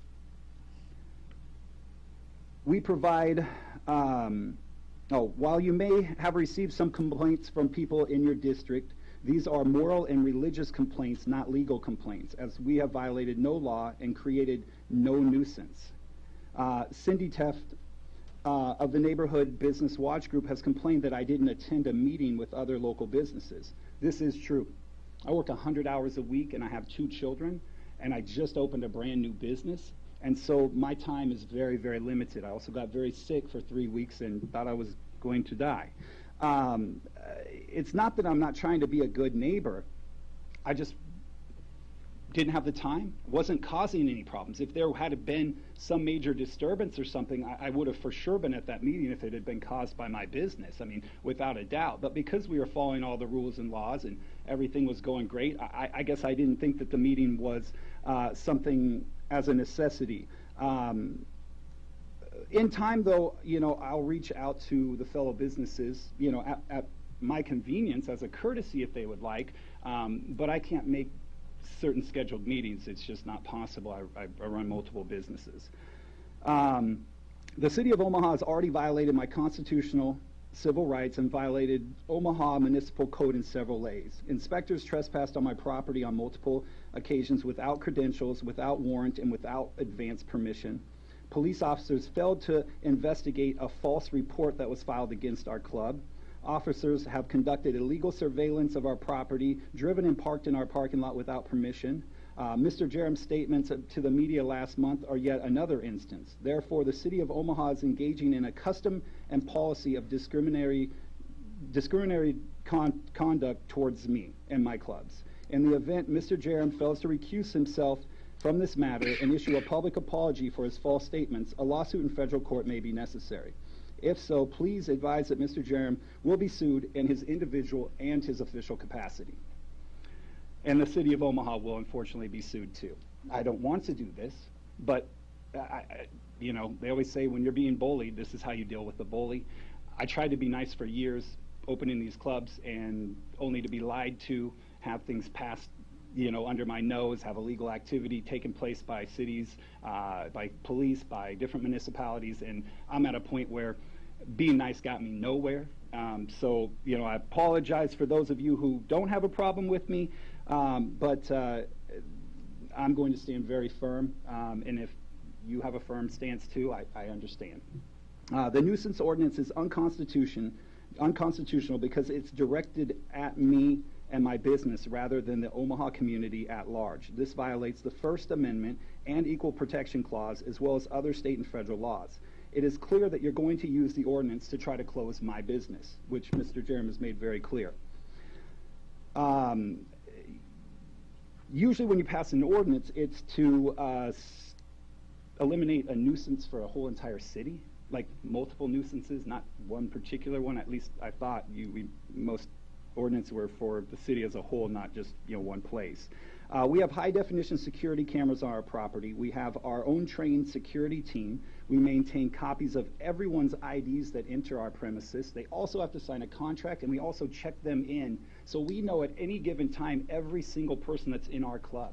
We know their first name, their last name, where they live. We have their signature. It's on file in our computer, and then it's on file on site in a secure file cabinet. So bars have a lot of problems. I'm sure you guys see it all the time. You get liquor license people trying to come in and get a new liquor license or renew it, and they've had 86 infractions or whatever it is. We don't have those problems. I don't know if it's because we run the place so much better than the other clubs that try to do what we do, but mostly I think it's because we have their ID. So when I have a guy acting like an idiot, I know who he is. I go lean on his shoulder and I say, "Hey, Bob Jones, I know where you live. I got your signature. I've got a copy of your ID. Think very clearly on if you would like to just leave, or if you would, if you're going to continue to be a problem, we'll call law enforcement. If you leave, we'll just send them to your address." And immediately something clicks, no matter how intoxicated they are, no matter how mad they were, no matter what happens.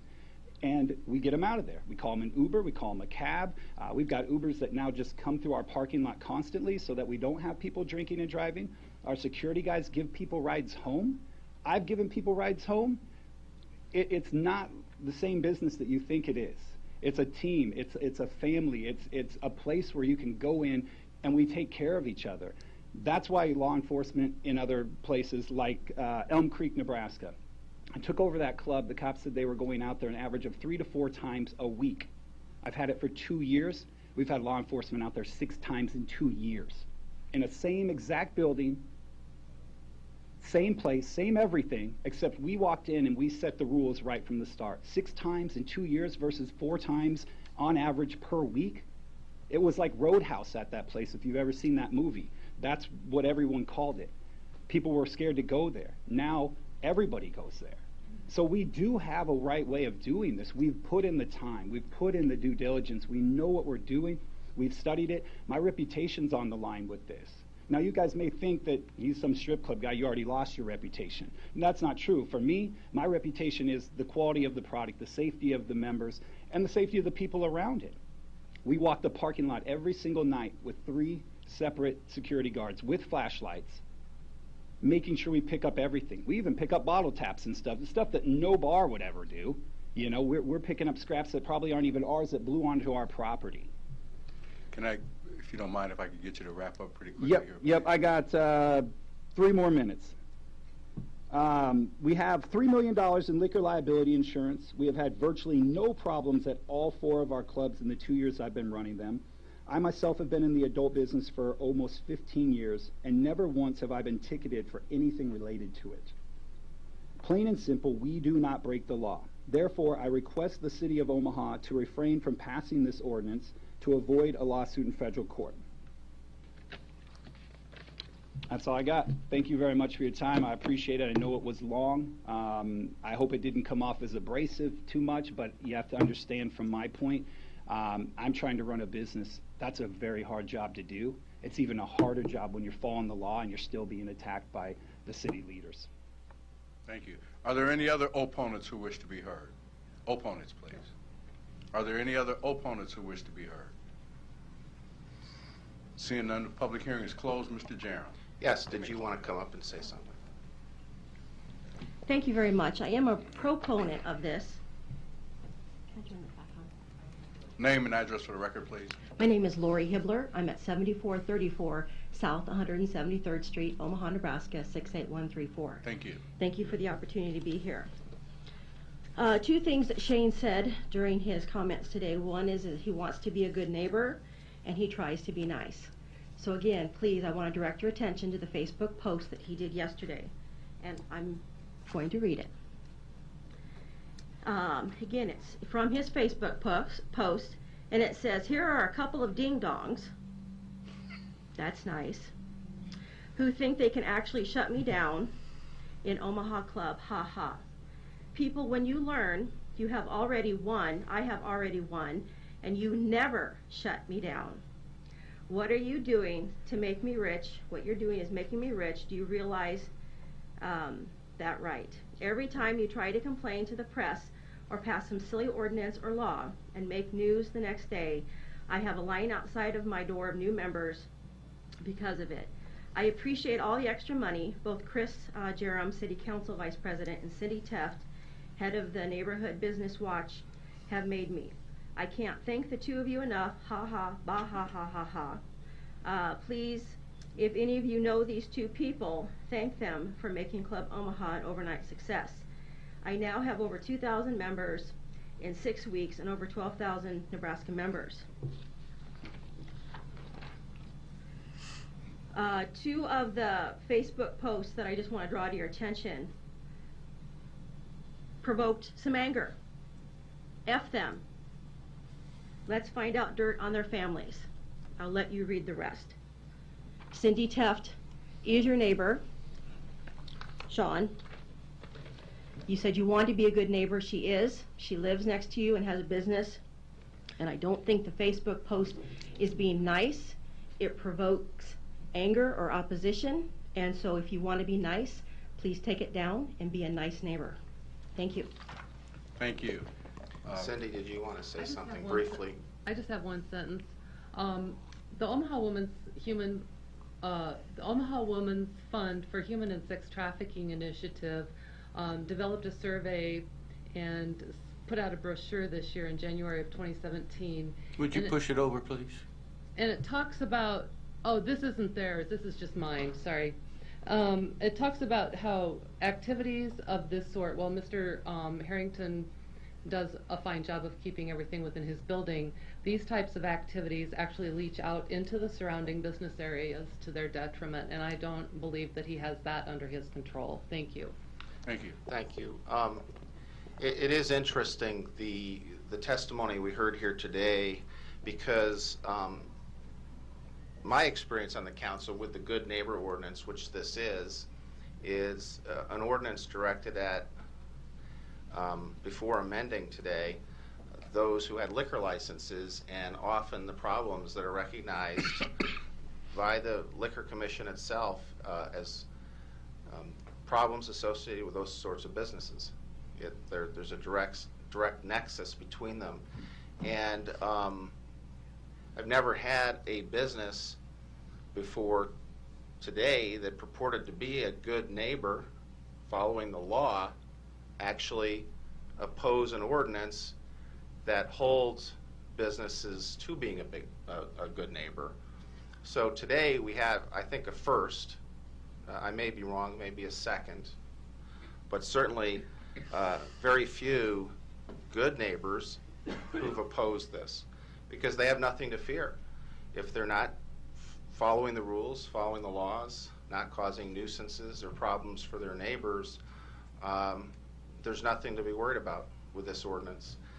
This ordinance is not a liquor license ordinance. It's simply amending the Good Neighbor Ordinance to bring businesses that allow the consumption of alcohol with the live entertainment, whether licensed or not, into the purview of that ordinance, so that the city, in terms of enforcing nuisances, has the authority to, upon finding of nuisances by the planning director, give a period of time like any other code enforcement for those problems to be abated, and if not, and it comes to the council with regard to a hearing on the certificate of occupancy.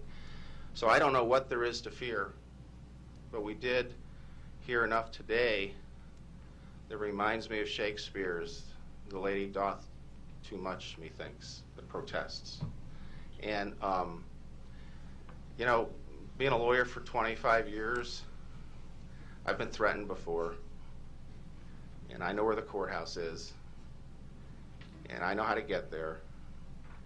And you know, if you don't want to be a good business, if you don't want to be a good neighbor and follow the rules, then you have something to fear about this amendment to the ordinance that we're considering.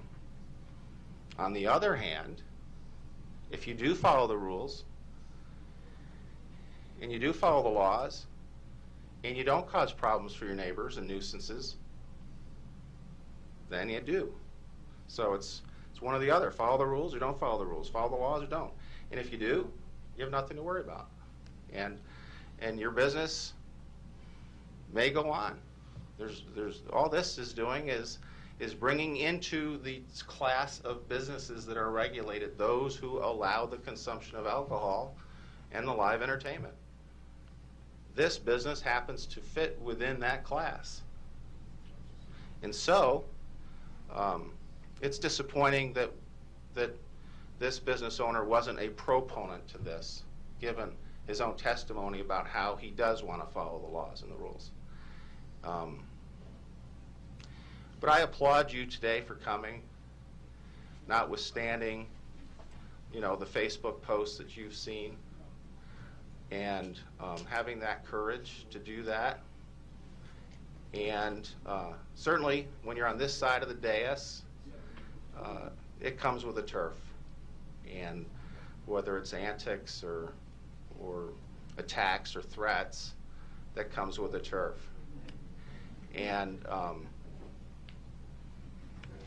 you know, I don't know what to expect going forward from this particular business. But there are other things that come to mind in terms of businesses that operate similar to this one, a class of businesses that we hold accountable to having after-hours permits for dancing.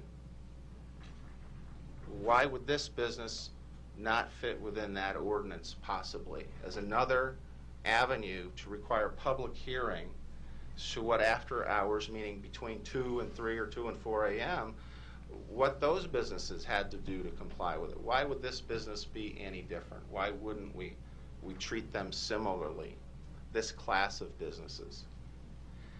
So while there may be debate about whether this particular class of business operating similarly would need a liquor license, whether this, quote, membership fee is basically a cover charge or whether it's a bona fide club membership fee, I don't know whether that'll be settled here in a court or whether some change in Nebraska law will clear that up for us.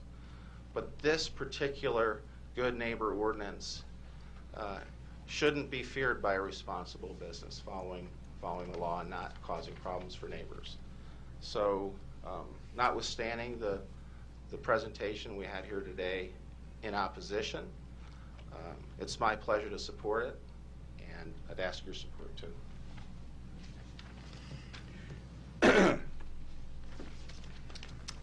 There are no... Others, gentlemen here. Yes, if you would, please. Come on. You guys, I will be more than happy to help financially any way I possibly can. I'll represent him, For the record, just for the record, ladies, you were here today. For those of you who are here today, for the record, I do plan to support this ordinance. I do plan to support the amendment to this ordinance. This was an ordinance that was brought, and I want to remind people, this was not an ordinance that, when we came on the council, it was something that we worked on. I mean, it was something that Mr. Jerem and I and Mr. Festerson fine-tuned. But this was an ordinance that was brought by the community, and I am going to support it. There's no reason to fear this ordinance or the amendment to this ordinance if your business is doing the right thing. If it is not, we have an obligation as a city to address this, and it will be addressed. And they can send me all the Facebook posts they want. Thank you. Next item? Oh, I'm sorry, Dr. Thompson. Yes, to Cindy and also to the other members that were formerly in my district, I want you to know that I will be supporting this. Mr. Gurnett. Thank you, Mr. President. I think we just found another subject for this best practices book called arrogance. Thank you. Thank you. Next item. Item 59, an ordinance to amend Section 23-177 to add an employment classification for fabrication mechanic 3. Public hearing on agenda item number 59 is today. Proponents, please. Jim Begley, City Human Resources, here to answer questions. Thank you. Tim O'Brien, City of Omaha, here to answer any questions. Thank you. Are there any other proponents who wish to be heard? Seeing none, are there any opponents who wish to be heard? Seeing none, public hearing is closed. Next item. Item 60, an ordinance to establish a new Class B flammable liquid storage district to be known as District Number B-196 at 820 South 7th Street for Sprint Corporation. Public hearing on agenda item number 60 is today. Proponents, please. Seeing none, are there any opponents? Seeing none, public hearing is closed. Next item. Pursuant to City Council Rule 7H, due to no meeting being held May 9th, 2017, the second reading and public hearings on agenda items 61 and 62 shall be held on May 16th, 2017. Is your motion adjourned? Motion adjourned. Second. Moved and seconded to adjourn. No lights. Roll call. Thompson. Yes. Festerson. Yes. Gurnett. Yes. Jerem. Yes. Melton. Yes. Pauls. Yes. Mr. President. Yes. Motion passed. Meeting 7-0. Meeting adjourned at 3:59 p.m.